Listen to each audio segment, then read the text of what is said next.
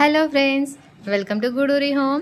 ఈరోజు మన ఛానల్లో చూపించబోతున్న రెసిపీ రాగి లడ్డు హెల్దీ వేలో ఎలా చేసుకోవాలో చూసేయండి. దానికోసమని ముందుగా నేను 1 కప్పు పల్లీలు అలాగే బాదం రెండింటిని ఒకేసారి డ్రై రోస్ట్ చేశానండి.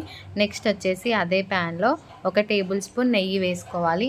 నెయ్యి కొంచెం హీట్ అయ్యాక మకానా వేసుకోవాలండి. మకానా వచ్చేసి తామర గింజలు, చాలా హెల్దీ అండి, పిల్లలకైతే చాలా మంచివి.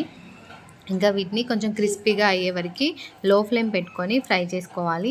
ఇది కొద్దిగా కలర్ చేంజ్ అవుతున్నప్పుడు ఇంకా పక్కకి తీసేసుకోవాలండి.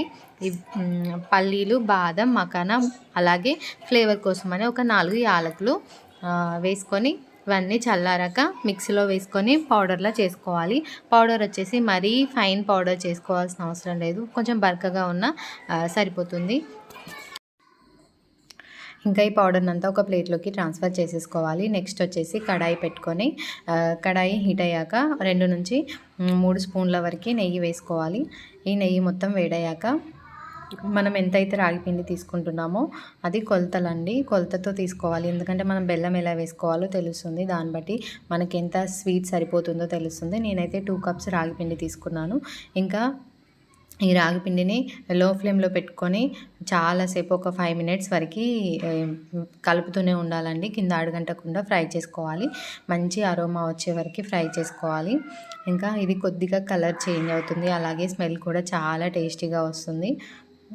ఇప్పుడు ఇది ఫ్రై అయిపోయింది కదా. ఇంకా నెక్స్ట్ వచ్చేసి మనం బెల్లం తీసుకోవాలండి. నేను 2 కప్స్ రాగి పిండికి 1 కప్ బెల్లం తీసుకున్నాను.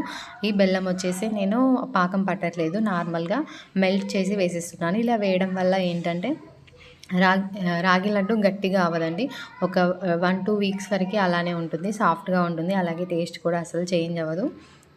ఇంకా దీన్ని కొద్దిగా వాటర్ వేసి మెల్ట్ చేసేసుకొని అంతా మెల్ట్ అయ్యాక మనం ఫ్రై చేసుకున్నాం కదా, అందులో రాగి పిండిలో వేయాలి. అలాగే ఇంకొక స్పూన్ నెయ్యి కూడా వేసేసుకోవాలి. ఇంక ఇదంతా ఒకసారి మిక్స్ అయ్యేలాగా కలుపుకోవాలి.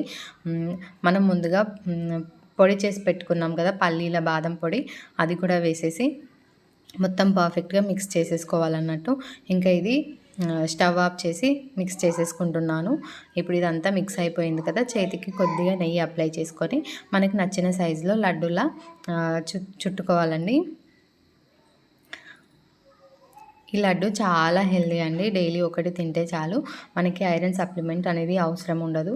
అలాగే పిల్లలకి కూడా ఇవ్వచ్చు, చాలా హెల్దీ లడ్డు. ఇంకా ఇలా చేసి పెట్టిన లడ్డూలను మనం బయట పెట్టేసుకున్న ఫ్రిడ్జ్లో పెట్టకున్నా కూడా 1-2 వీక్స్ వరకు టేస్ట్ అలా చేంజ్ అవ్వకుండా అలానే ఉంటాయండి. అలాగే సాఫ్ట్గా కూడా ఉంటాయి. తప్పకుండా ట్రై చేసి చూడండి, చాలా బాగా వచ్చాయి.